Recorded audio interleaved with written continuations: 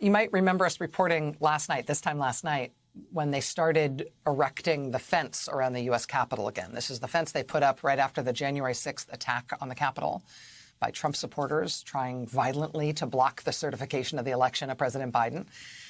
The fence was up from just after January 6th until July, came down in July. It went back up last night in anticipation of this Saturday's rally by Trump supporters who are convening at the Capitol in support of the January 6th attack and to demand the freeing of all the people who were arrested for participating in that attack. So we saw the fence going up this time last night. This morning, we woke up to kind of comforting headlines or reassuring headlines about the expectations for this weekend. CNN had this headline on the right there: Republican lawmakers keep Saturday's right-wing rally at arm's length. See the New York Times headline on the left there, similar. Republicans steer clear of rally for riot suspects. Both of those articles this morning full of assurances that Republicans were giving this thing a wide berth, that there was no measurable support for this rally on behalf of the people who attacked the Capitol. All of this coverage noting, importantly, that the one singular point of influence in today's Republican Party, former President Donald Trump, he's basically pretending this thing this weekend isn't happening. As CNN put it, quote, top Republicans, including Trump himself, have not promoted the event. As the New York Times put it, quote, in shunning the event, Republicans are following the lead of Mr. Trump, who has been uncharacteristically silent about it. Trump, aides say, has little interest in engaging with the protest. So that was this morning. Like I said, it was kind of reassuring, right? I mean, all these fears of violence, you're seeing the fence going up.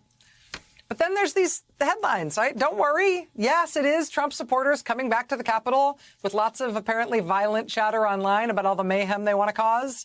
And yes, they are coming specifically to celebrate the people who violently attacked the U.S. Capitol before, which seems worrying on its face. But don't worry, because unlike January 6th,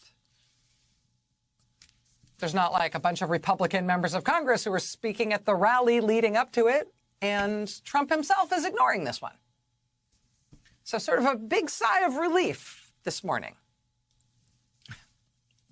And this was this afternoon, right off the cliff. Statement from Trump, quote, our hearts and minds are with the people being persecuted so unfairly relating to the January 6th protest concerning the rigged presidential election. You might have seen the headlines after that statement from Trump this afternoon. Trump expresses solidarity with rioters arrested in January 6th attack ahead of planned rally to support the rioters arrested in the January 6th attack.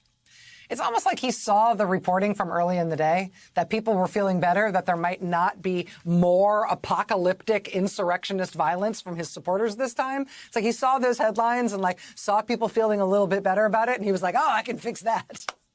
I know what to do. Has this not been stirred for a while?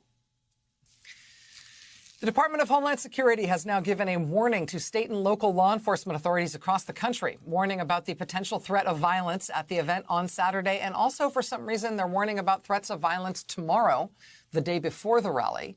D.C. and Capitol Police will have their forces fully activated for the Saturday event in the Capitol. Reuters was first to report last night that the Capitol Police have also asked for the National Guard to be ready to assist if they are needed at the Capitol, even though they're not technically being deployed in advance.